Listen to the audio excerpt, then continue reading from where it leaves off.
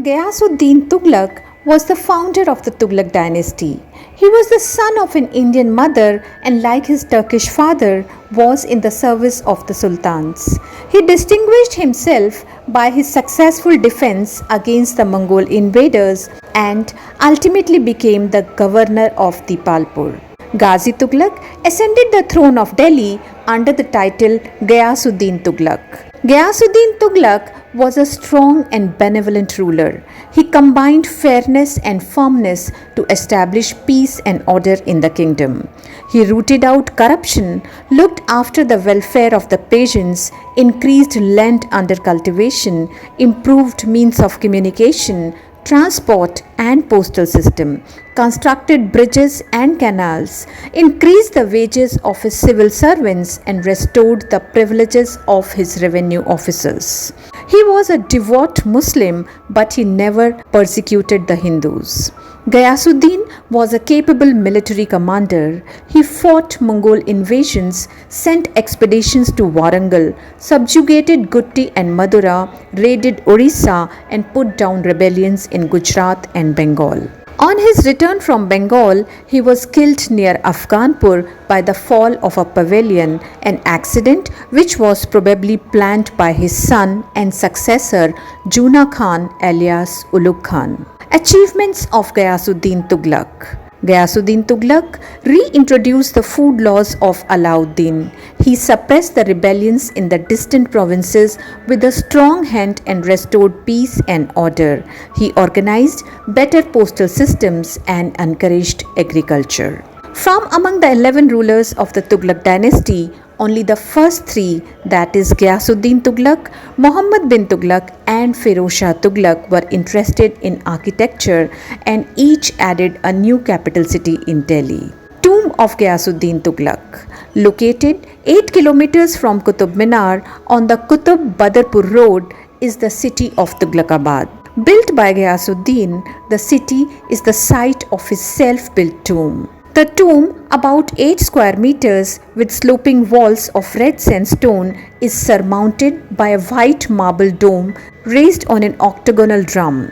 Lotus bud fringes break the monotony of the red sandstone and give it a decorative effect. These are 3 graves inside, the central one of Ghiyas-ud-din and the other 2 believed to be those of his wife and his son Muhammad-bin-Tughluq.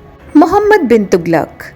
3 days after his father's death, Juna Khan ascended the throne in 1325 AD under the name of Muhammad-bin-Tughluq. Although very learned and accomplished as a ruler, he failed badly. His administrative reforms were impractical and he became unpopular. Taxation of the Doab. In order to increase the resources of the government, Muhammad greatly increased the land revenue in the Doab, the plains between Ganga and Yamuna. Unfortunately, this rigorous measure was carried out during a period of severe famine in the country. The impoverished farmers, instead of paying the taxes, left their fields to escape the tyranny of the officers and took to highway robbery. Agriculture suffered. When the Sultan realized the mistake of his taxation policy in the Doab, he ordered relief measures like advancing loans to farmers, giving off seeds and bullocks, and digging wells for irrigation. But the remedy came too late and the farmers failed to profit by it. Transfer of capital. A very important experiment was made by the Sultan in shifting his capital from Delhi to Devgiri, renamed Daulatabad. The capital was shifted mainly for many reasons. First, it was centrally located. It occupied a central location which was almost equidistant, that is 700 miles, from Delhi, Gujarat, Lucknow, Telangana and other important places. It was safe from Mongol invasion. Being far from the northwest, it was safe from the threat of the Mongols, who frequently invaded the neighborhood of Delhi and made life and property insecure. It weakened the power of the citizens. The Sultan wanted to break the power of the citizens of Delhi, who often played an important role in destabilizing the sultans. The Sultan also made the mistake of ordering the entire population to migrate from Delhi to Daulatabad. Despite the elaborate arrangements made for the 708-mile journey, the people arrived in the new and strange city weary and homesick. Many of them even perished along the way. Introduction of token currency. The economic burden of the transfer of capital experiment was heavy and it made the treasury empty. The treasury was further depleted by the Sultan's generous, lavish lifestyle, failure of the agricultural reforms and the Doab taxation policy. In order to make up the deficit in his treasury, Muhammad issued copper coins considered equal in the value to gold and silver coins. Unfortunately, the mint was not state monopoly and a large-scale imitation of royal coins began. Every house became a mint and the people started making duplicate coins. A large number of such coins were in circulation and trade and industries suffered. Muhammad withdrew the scheme and paid gold and silver coins in exchange of copper coins from the treasury. This greatly impoverished the state. Schemes of conquest. Muhammad had extraordinary schemes of world conquests. For the conquest of Khorasan and Iraq, a huge army was maintained for 1 year. However, these places could not be invaded and the scheme had to be abandoned. The Sultan lost men, material and money. He also sent an army for the conquest of China and the scheme failed. Muhammad-bin-Tughluq was responsible for the downfall of the Tughlaq dynasty to a great extent. The treasury was exhausted and revolts broke out in Bengal, Awadh, Gujarat, the Deccan and the far south. The empire began to disintegrate. As a result, the Bahmani and Vijayanagar kingdoms were established in the Deccan. Muhammad-bin-Tughluq is known as a mixture of opposites in history.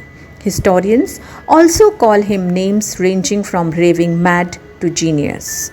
Muhammad-Tughluq was a great philosopher trained in logic and Greek mathematics with whom scholars feared to argue. He was also a lover of science.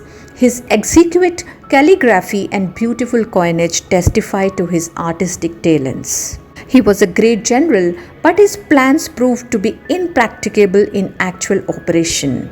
He lacked common sense and practical judgment. He performed religious duties strictly. Though a devout Sunni Muslim, he did not allow the ulemas to interfere in state matters. His personal life was free of vices. He avoided liquor and other intoxicating drugs. He respected women and elders.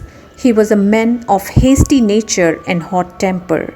He was proud, haughty, obstinate and acted cruelly when his pride or vanity was hurt. Firoz Shah Tughlaq.